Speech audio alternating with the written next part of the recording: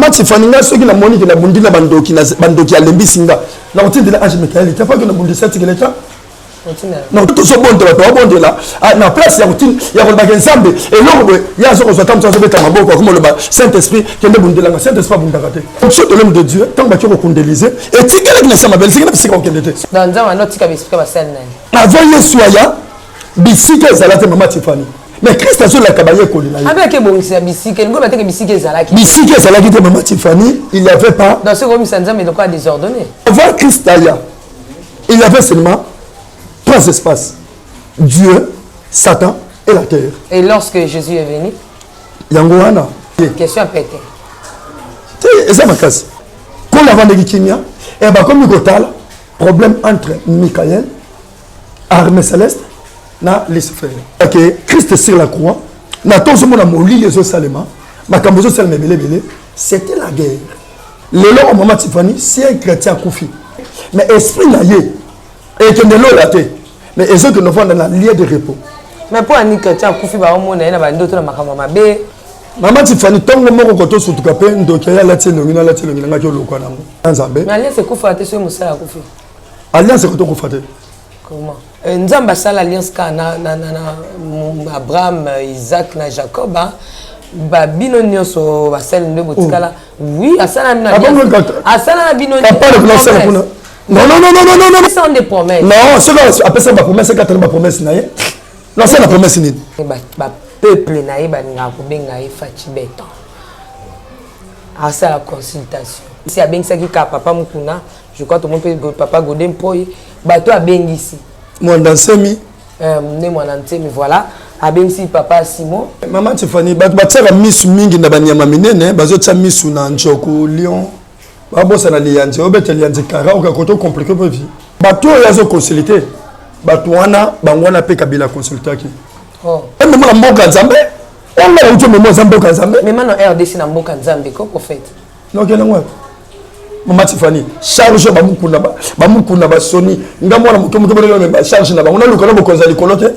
Timbo ko ezo kufa. Ce sont des hommes de Dieu. Ba le belo moi malongate. Il n'y a pas la vie. Na mangamba lobi kuna. Ngaya na senga ko ba pasteur nyoso to baké kuna. Il fallait ba vanda. Batika kaka tumbe na bemba bakende. Président soit bien consulté dans minute au koloba na nini yom to kenda 3e ciel. Et là on a les bossos ceux qui le kola qui ko consulter nga. Et là on a senga na ifati.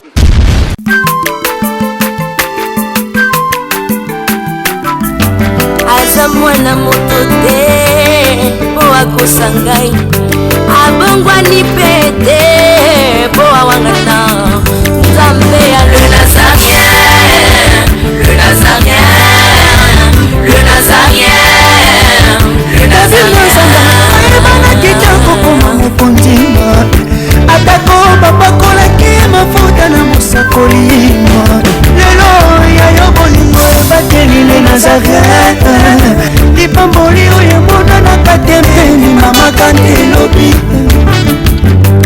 kolapye mapapu masopi mafuta tokokesikana longo na Nzambe oyo babenga na makomi Jésus. Il s'appelle Jésus-Christ, le lion de la tribu de Juda, l'omniprésent, l'omnipotent, l'omniscient, celui qui nous accorde la vie, pas seulement la vie, mais la vie en abondance. La princesse de l'Éternel, la sœur Tiffany Mokoa, vous dit bonjour et shalom, bienvenue sur Nazaréen, votre site de référence partout où vous êtes. En ce moment, on est ensemble, il n'y a pas de souci, en esprit, avec le Saint-Esprit, donc il n'y a pas la distance.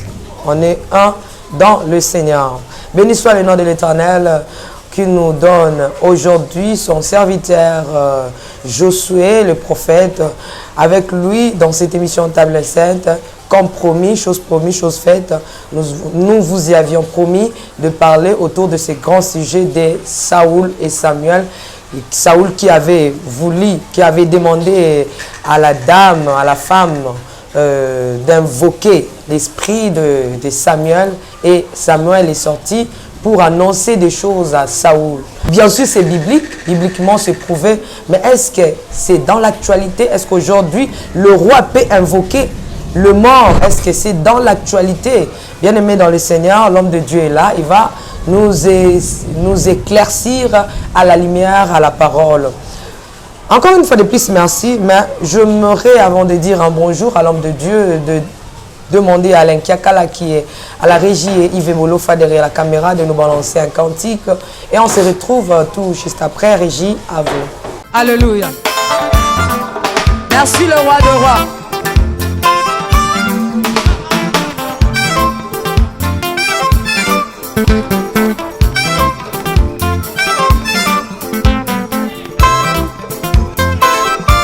Alléluia.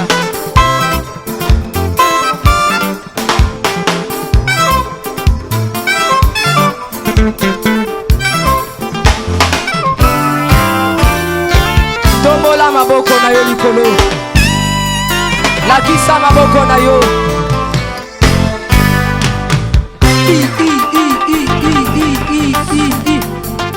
Sakat. Sakat. On y va. Ah. Salaboye, Salaboye. Assis sur son trône. Salaboye. On y va. Assis sur son trône. Encore, encore, encore. Ah, ah, ah. Afandi na ngwende na ye. Son trône. Yesu azaya kofanda. On y va. Assis sur son trône. Afandi, afandi, afandi, afandi. Assis sur son trône. Fandi saye, fandi saye, fandi saye. Nazo mono de tika Yesu afandi.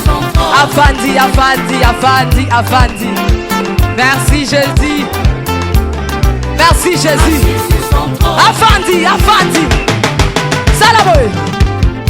Salaboye. Salaboye. Gatela Yesu le sako. On y va. Gatela. Gatela. Gatela. Gatela. Gatela. Gatela. Kaka. Kaka.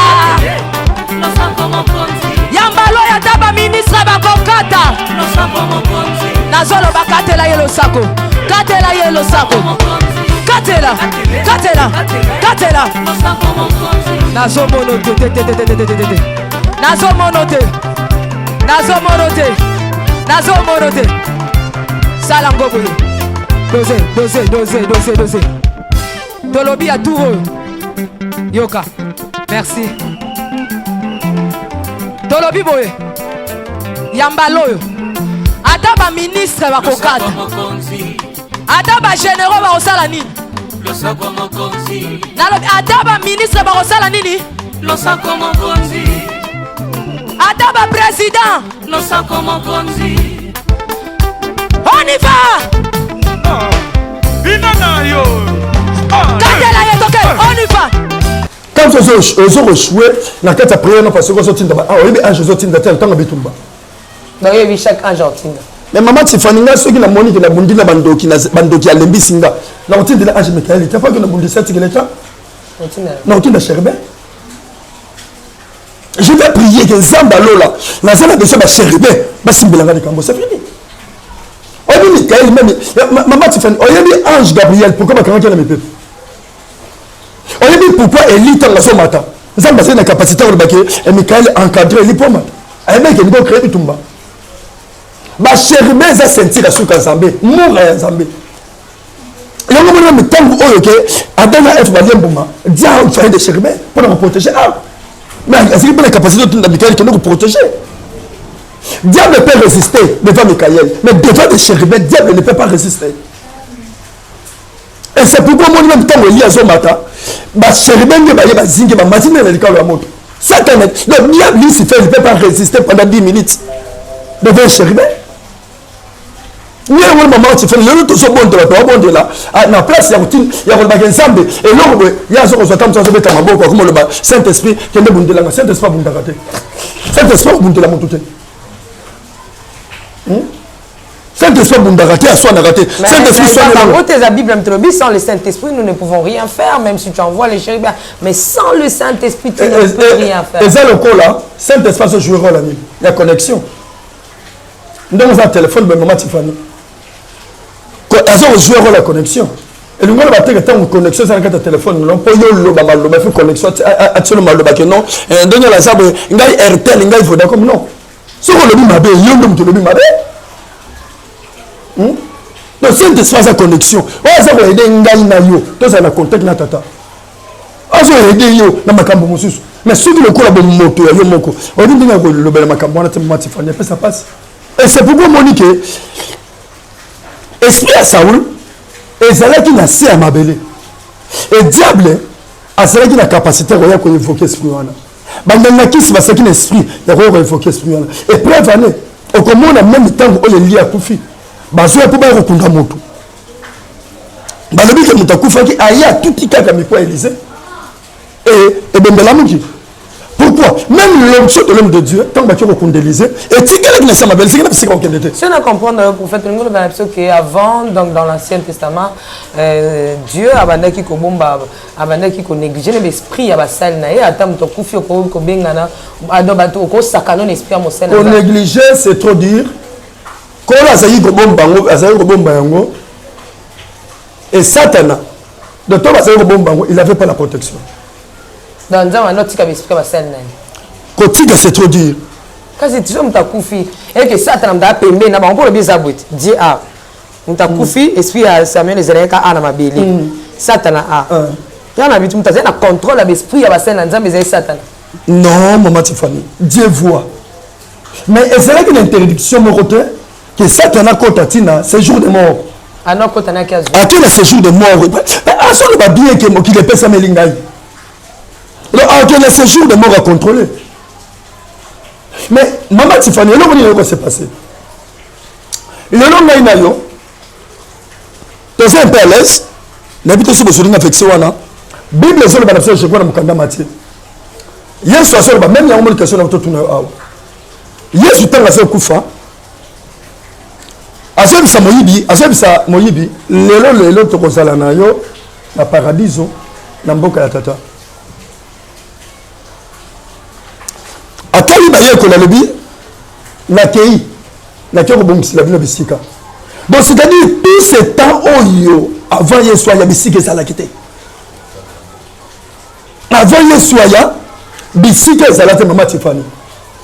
Non mais Bible et père bisika tata na mboka tata na bisika ezali belé. Alobi bien. Bisika ezali. Na kei ko bongisi la bino bisika. Et na mboka ya tata bisika ezebele. Mais Christ a sur la cabaye colina. Avec bongisi bisika, ngo bateke bisika ezala ki. Bisika ezala ki te maman Tiffany, il n'y avait pas. Dans ce comme sanza mais de quoi désordonné. Il y a un dogoyeba. Te poyo bi ke bisika ezala ki te.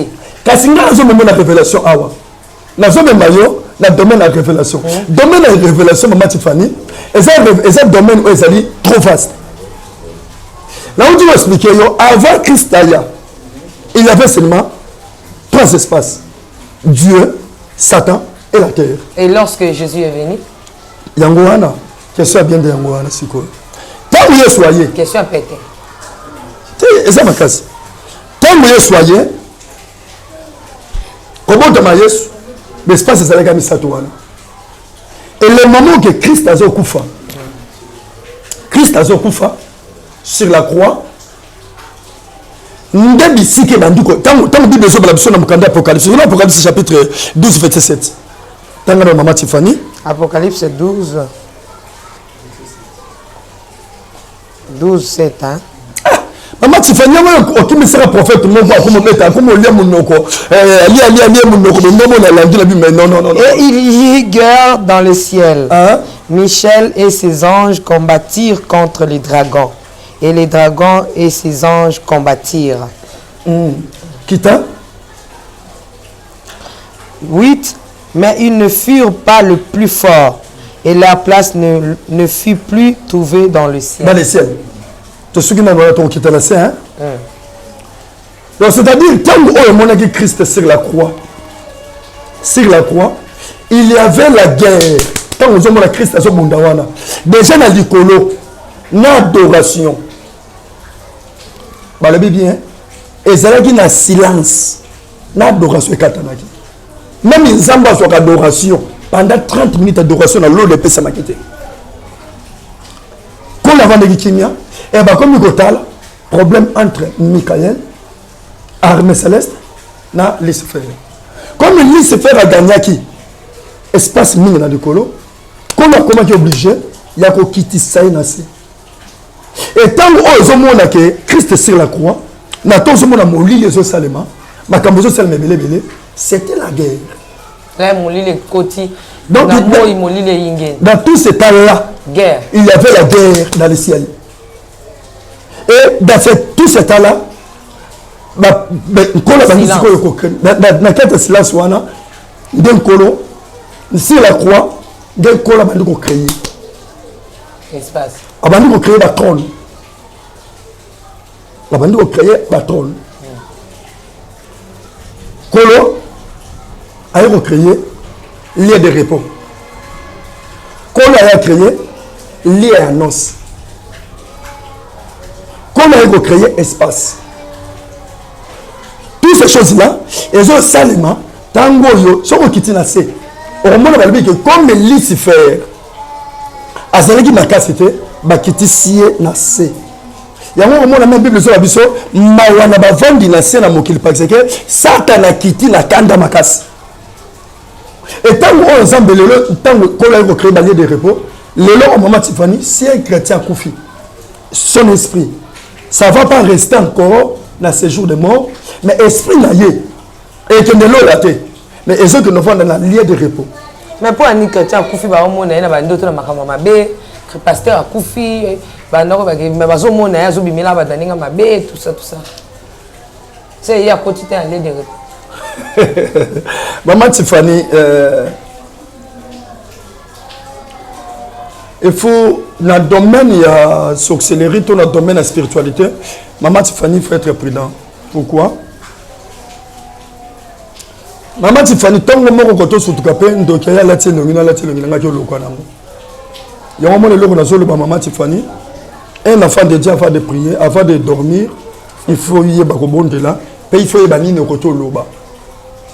Ceux qui zambent, écoutent zambes. La Bible dit que Satan s'est transformé en âge de lumière. Ce qui Bible dit que Jean sur le babi n'a moni moi dans la pâte. Azo seka. Azo seka.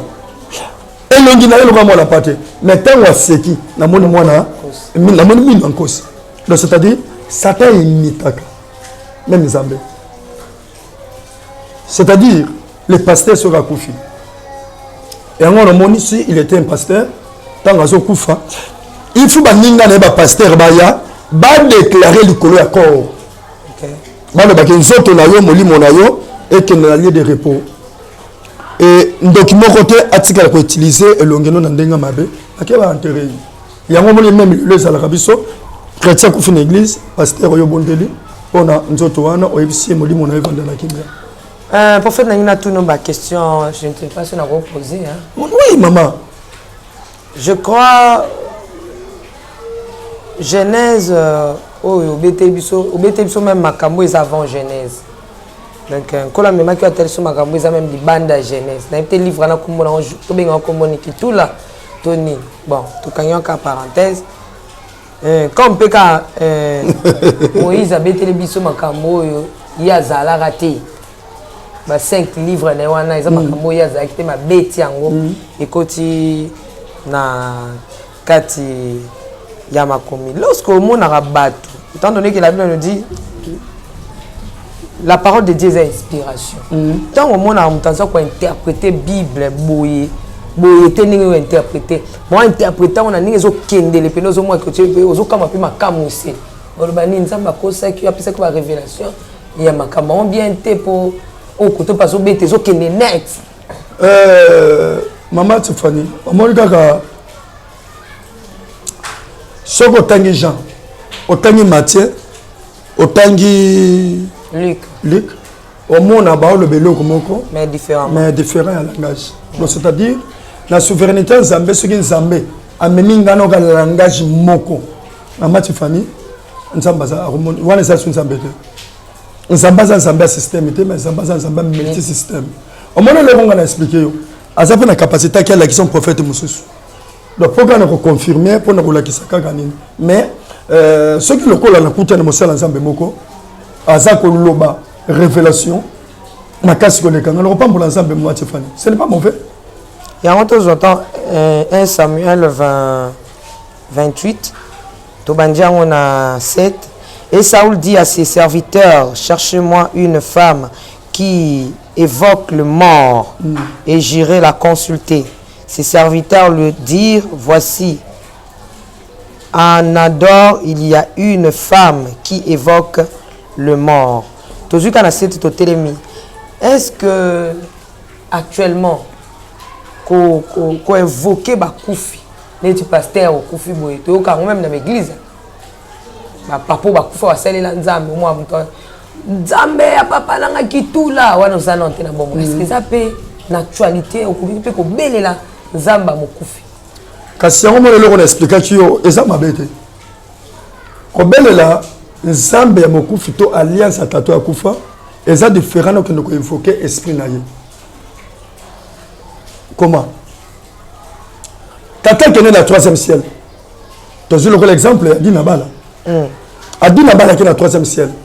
Zamba pèse esprit à Pentecôte. Bana nyo surtout tant baillé. Bazo sele la nini. Bazo sele la esprit à tata na bango wana. O Zambé to bake vision bazo na sa alliance wana. Le la Dinabala kufa. Ce monde même maman Tiffany je crois même on doit faire une prière na yo on s'appelle la capacité de Zambé a Dinabala. Makas. Oui, merci. Même dans le bakango chaque fois le Dieu d'Adinabala na belela mais na beleli esprit Adinabala te mais na zo belela alliance oya sala na Nzambe mais alliance kufa te so musala kufi alliance ko to kufa te comment so mon alliance kufi c'est comme sala na qui est dans 3e ciel te c'est-à-dire ça na Nzambe te alliance kufa te dans l'alliance éternelle. Alliance, c'est ce que nous savons même au 3e ciel. Maman Tiffany. Mais comme alliance, on peut tozoloba. Nzamba sala alliance kana na Abraham, Isaac na Jacob. Ba bino nyonso basala nde botikala. Oui, asala na alliance. Asala na bino. Pas de place pour nous. Non. Maman Tiffany. Nzamba alliance. Moi je dis pas. Isaac, non. C'est comme Maman Tiffany. Ngana vivra la promesse c'était. Après ça, on des promesses. Non, après ça, ma promesse, c'est quand ma promesse. Non, c'est la promesse. Qu'est-ce qu'on vit vraiment? Non. On a travaillé avec une alliance. Ma Tiffany. Nzamba, c'est une alliance. Et bon, Abraham na Isaac. Bino nyonso tu bwaka na alliance wana bo ke ka Nzamba. Nzamba ya likitula isusu te Nzamba katana katamba chaque. Nzamba génération. Ah, comment ça? Il faut le wana. Alliance il y a Abraham il y a Jacob et ça alliance oyo to le baké et ça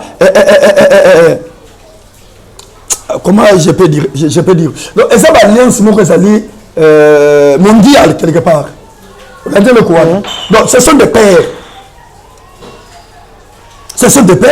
bah ça bato balagisi c'est là.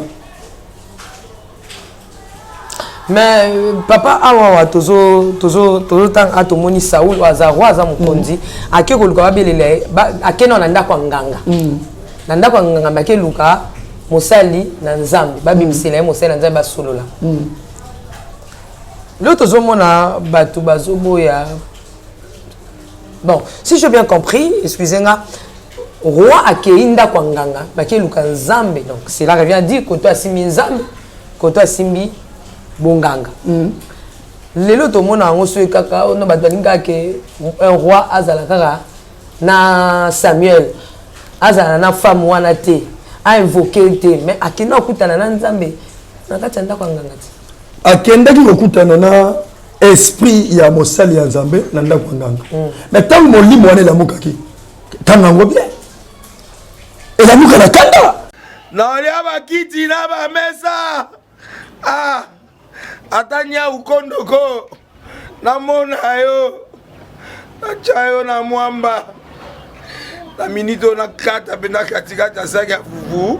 Oui, alors est-ce que tu bonjour Boni et le côté et puis qu'il y a mon bureau à travailler tes micros donc dès que ça on a eu galère na niveau 0 tout ça la boy moi naza na mbongo vraiment mingi te mais nazo tchela bino moi mukio naza nango na agence moko boye Nazareta. Sarita qui dit sérieux. Oh. Maman, comment est bon donc yo pesa au fouti mbongo kuna partir à poto biso to ya to biloko. Na bengi ya Scotty. Agence moi ifungami comme na Nazareth. Na kufie. Agence lisusu. Ndeke sansu mulongo kuna. Pona zela susu. Kuna eza mamba mulongo te. Yesi afuti mbongo kuna partir à poto biso tozoke ko récupérer biloko oli. Ah tika boyeko. Yiso mona makama bongo na monte. Bat papesi mbongo kuna biloko ko récupérer biloko oli na agence. Ezalaka. Mais yango ibandi. Maman. Leki nanga yebisi ngai mena ndimite. Na lingi na mona ki mona mbeso. Poli kamba boye. Na monde na ne salamate. Mama yebisa ngai.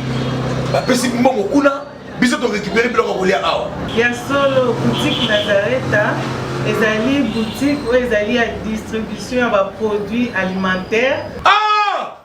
Nasali poto sunga bandeko oyo même ba oyo baza na peu de ressources comme la boyete bandeko on baza à niveau à Kinshasa même avec un petit rien. Donc à partir à $10, $15. Donc si vous avez un bon côté, nous devons nous apporter au sungayo à ozuga biloko ko lia.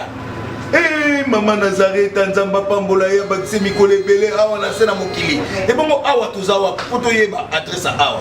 La boutique Nazareta est ici à Kobungate, toza sur avenue Monkoto numéro 1, direction Elengesa. Face à face na église catholique Saint-Vincent. Ah, direction Elengesa, Monkoto numéro 1, à face de l'église catholique. Ah, Saint-Vincent d'école. Bon numéro de téléphone, vous avez monté déjà vous avez nango, vous avez 3 numéros pour Paris, vous avez un numéro pour la Suisse, vous avez un numéro pour la Suisse. Ah! Non, non, non, non, non, non. Nazareta. Nous allons la Congo Sili. Julia, nous allons kangisa kia fufu. Eh, ya modé, yo bandika na fufu. Oui, pour la Nazareta, tu as un système en bimbi, dans Bongo Shingo. Bon, ok. Vous allez Silio. Sarita qui dit sérieux. Même Inganga iboka banga. Donc c'est-à-dire Samuel azo kolamuka même Inganga banga. Je vais réflexion tout va expliquer même Inganga banga parce que l'esprit et la muka nakanda et yebi c'est le Nazar. Lorsque la femme vit Samuel, elle poussa un grand cri et elle dit à Saoul, pourquoi m'as-tu trompé? Tu es Saoul. Vous voyez maintenant? Donc c'est-à-dire malgré que l'esprit, il y a l'homme de Dieu qui est lié. Il y a ce jour de mort. Donc même Inganga a couru qui nous évoquait en côté. Parce qu'il y a des gens qui mais l'esprit des hommes de Dieu, on peut parler. Il y a des gens qui créent un problème malgré qu'il y a. Mais ça a des conséquences. Mais un des troubles, il y a un mais il y a des conséquences. Saoul depuis le jour où il y a un problème. Saoul depuis le jour où il y a un problème. Est-ce que Samuel n'est pas un Samuel? Samuel. Ah non, mon awa na 13 balobi que le roi lui dit ne crains rien lorsque Saoul esprit n'a ébimi. Ne crains rien, mais que vois-tu? Wana roi tout nisiko au moins si moi sabi la femme dit à Saoul, je vois un Dieu qui monte de la terre.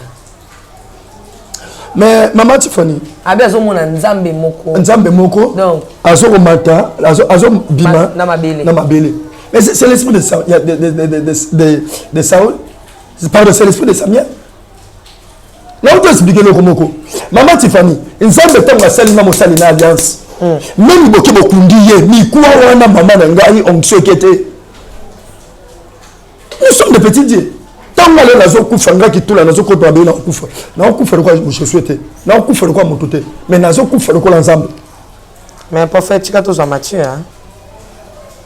Premier, la généalogie de Jésus, la génération où il est qui de génération de Jésus-Christ, fils de David, fils d'Abraham.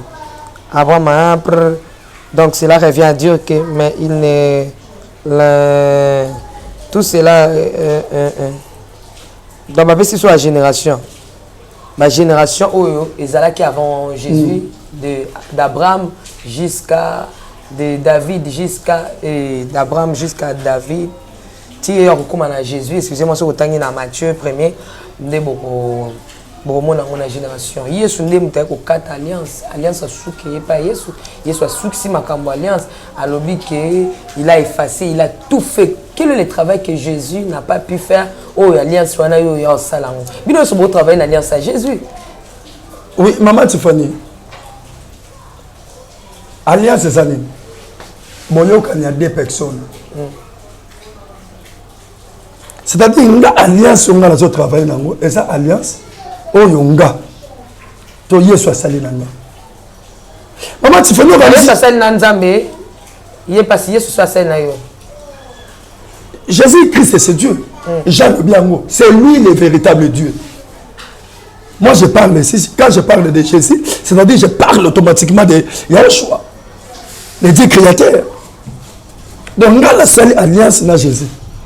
Maman Tiffany, ceux qui nous ont vivre dans sa promesse, pardon, laissez-moi calmer l'église. Laissez-moi tirer mon ensemble. Mais si je veux ça sujet à débat, prophète, il y a la différence entre l'alliance et la promesse. Oui, oui. La promesse, c'est quoi?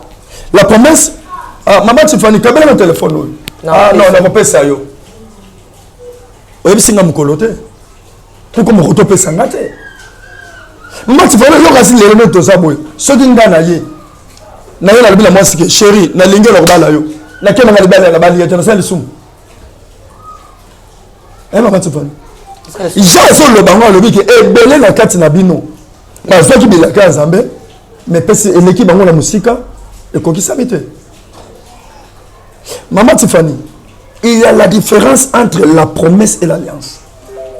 Dieu c'est la mine dans l'alliance. Moi je vis dans l'alliance, non par la promesse. Mais moi j'aime la promesse. Somme de la vivre la promesse. Étant lié. Mais moi, je vis par l'alliance. Promesse. Zamba ibisina kende sale langa musala. Mukoloroya alinga sale. Mukoloroya te na moni mabete. Mais par l'alliance ça l'obligé. Ça obligé yakoya. Et ça le kola Abraham. Abengan Sarah se bengana mwana.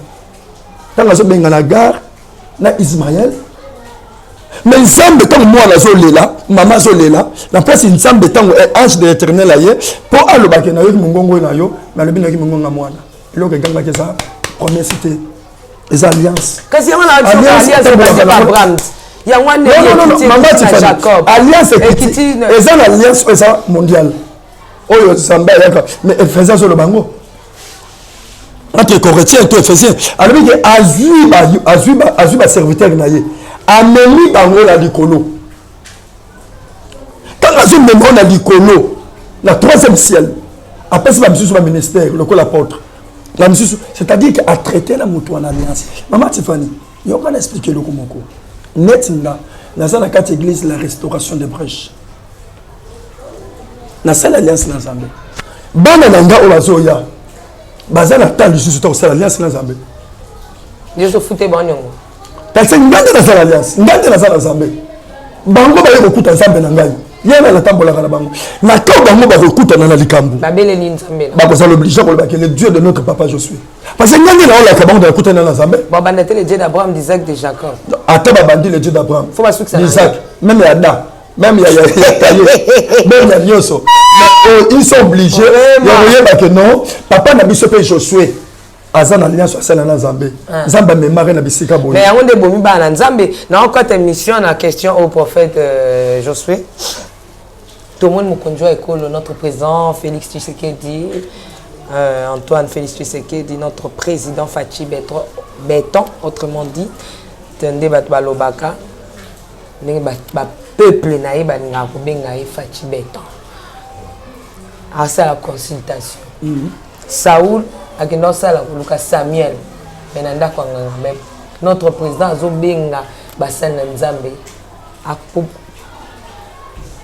baleka azo consulter moko zo bwanya ndenge pe Saoul akendeki koluka consultation kuna yeba na mosala Nzambe ngoloba nini na makambo etelemeni na président to pa na posa yeba makambo oyo etelemeni mboka basala Nzambe na pa na bino mokoloba nini yo le consultant va consulter oti et kozawa nini comment na no moni vikanisiwana ya consultation ya présent est-ce que bato abengisi ki ka papa mukuna je crois tout le monde peut papa Godin Poy bateau à Bengisi Moi dans semi né moi dans mais voilà à Bengisi papa Simon oui à Bengisi bateau à Bima Bengisi alors bateau à Bengisi wana on a eu au moins ça va ce qu'on peut y opposer à moi liloba voilà ça va tout que nous c'est par rapport à consultation président soit bien consulté dans minute au koloba na nini yom to kenda 3e ciel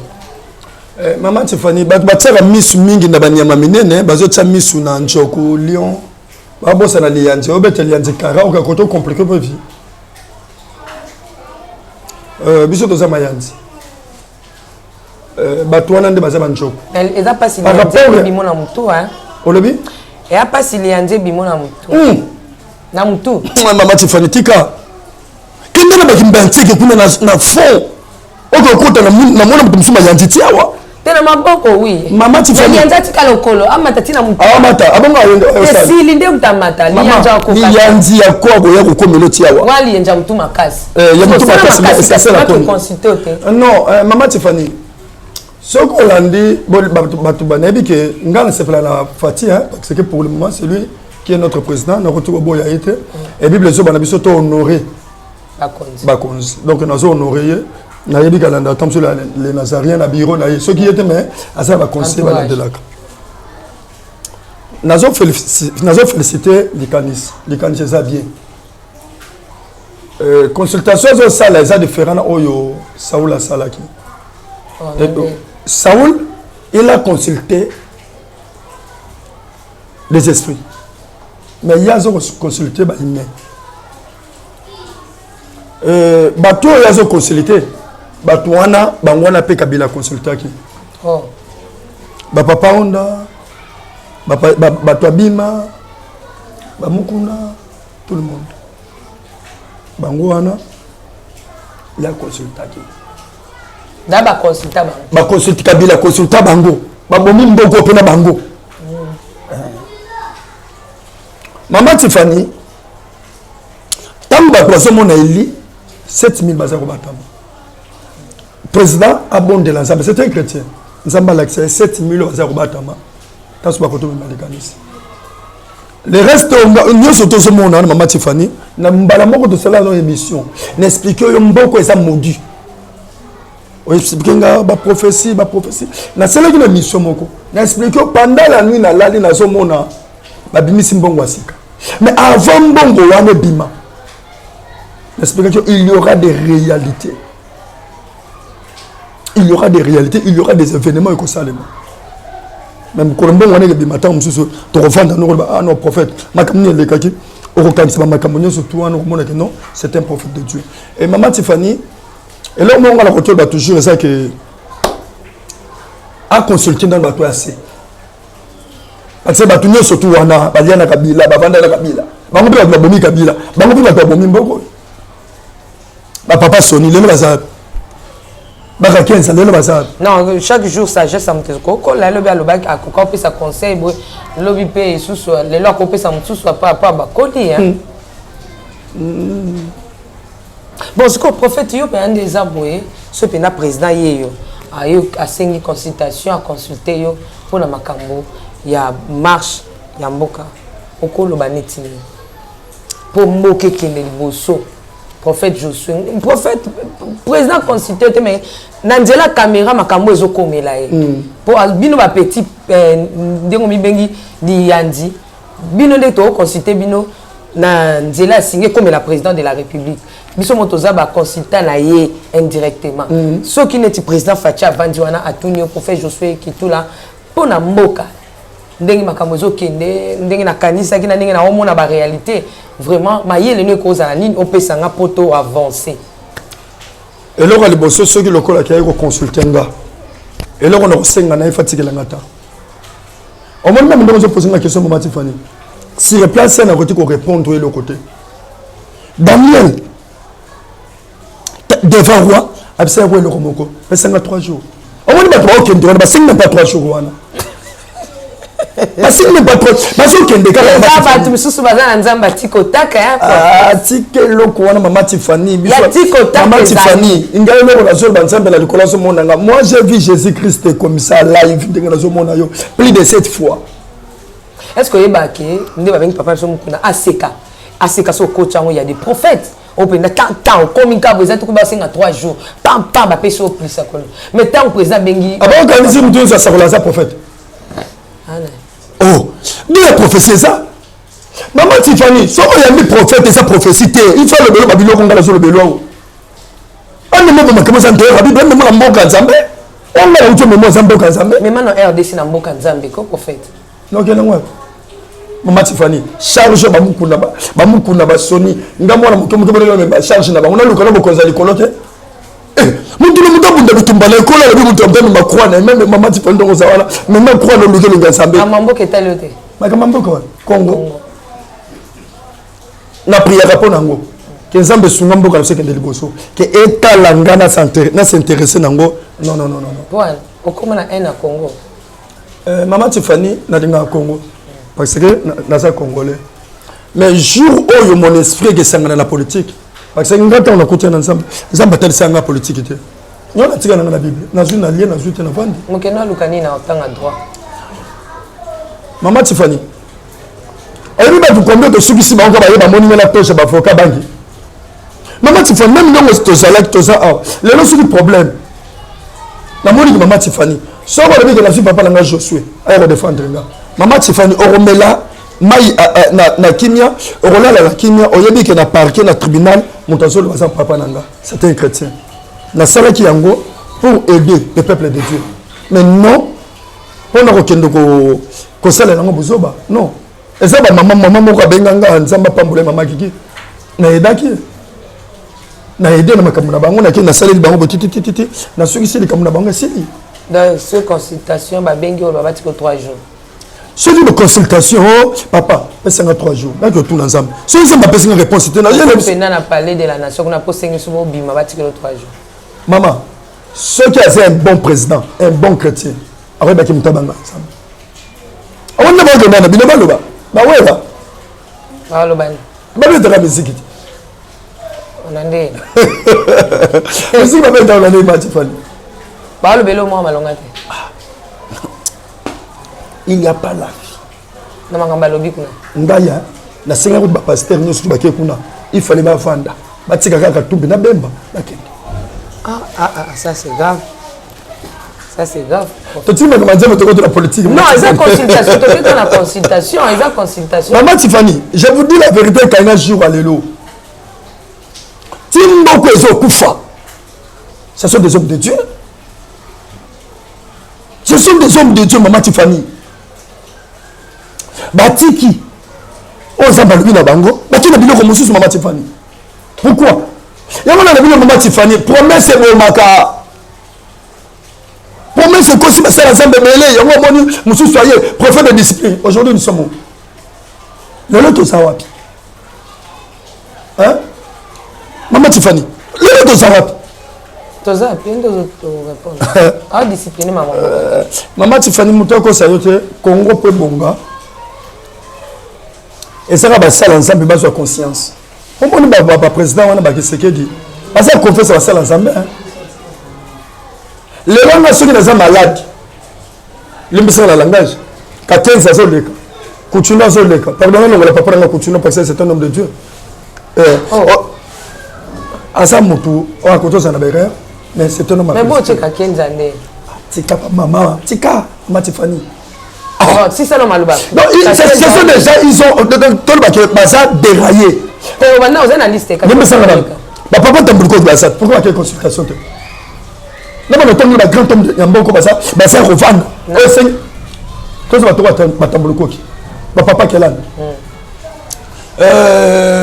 Papa est abranamiste. Nani oui, toujours le comment Babarouti. Papa Barouti. Oui. Basa bato yo, ça basa ensemble mon papa, o basa na se wana bato mazo tsabango kate. Il fallait ba na bango. Balo ka sagesse. Balo ka sagesse, balo ka intelligence ni na bato wana. Ezo mona ka. So avec ba Kenan a roloba bien. Maman, Ce qui n'a pas expliqué le cours, soit bien papa qui est là. Même si papa te a besoin dans 5 jours. Alors, quand tu as ma bonne délit, ayo kanzambe naye pour appeler ça ni na oloba. On va voir que le bakuna. Ba poisson que le bakuna et ça na loko bazo loba. OK. Et ça ni. Et loko ba bazo que le loba ça que kangela bisoye. Kangela bisoye. Faut la justice. Kangela bisoye. Benga na boy, benga na ye. Benga na boy, kanga boy. Hein? Message c'est un message à haine. Kangela bisoye. Kangela bisoye. C'est là ils sont en prison. Puis dans ce pays. Et ça là. Nani wana. Kasi bilo ko même monsieur sur moi. Mais un enfant de Dieu, un pasteur de Dieu. A remettre là ainsi dit l'Éternel. Ainsi dit l'Éternel. Ponaye. Ponaye. Ensemble lobby kende boy sala boy sala boy sala boy sala boy. Et c'est dit. Et là comment Félix a bengi se battu sur toi, le président Félix a bengi se battu sur toi. Et c'est qu'elle va parce que l'anda discours na. Alors bien que mon donc est kende na ko ya. Donc azomo na kaza bloqué. Bon mais les vraies idées.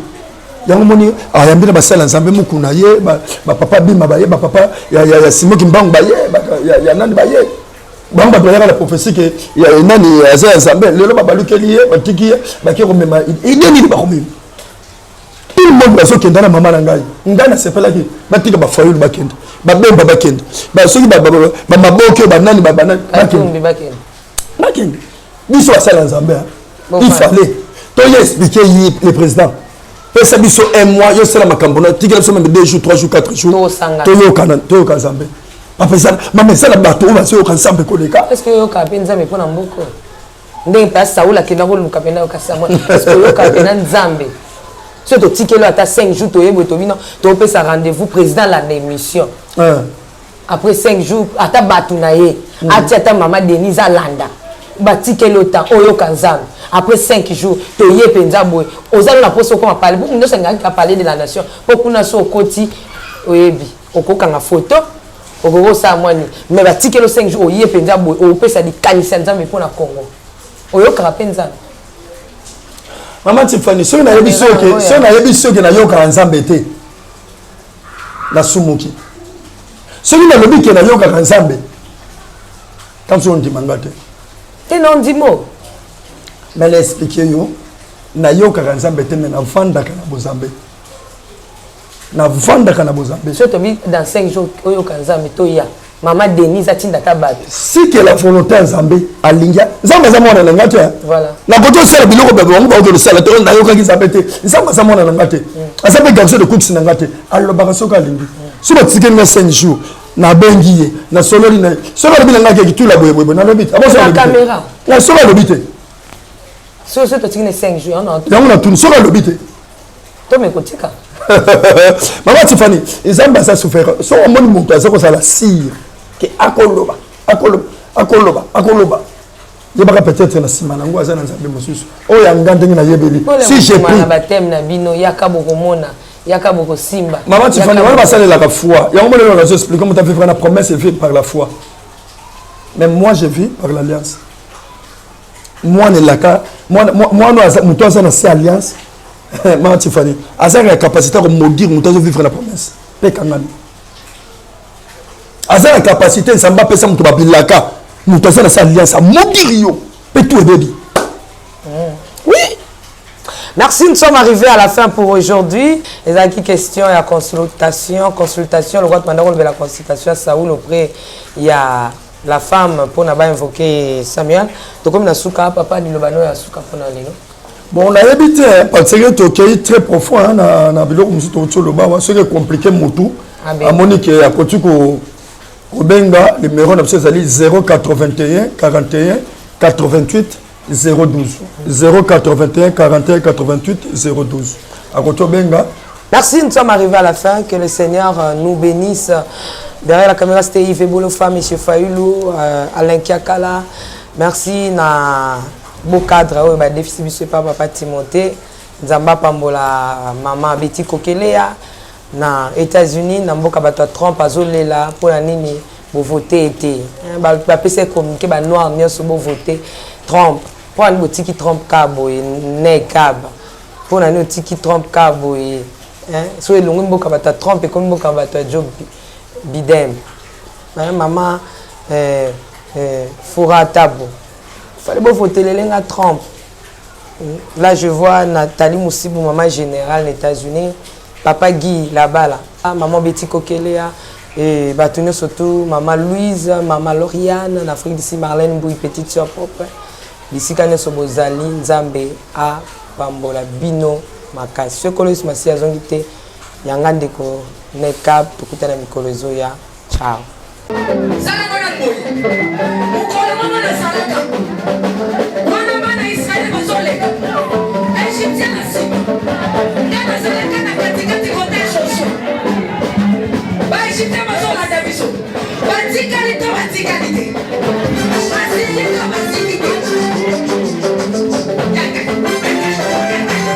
Loba Satan azana ba problème.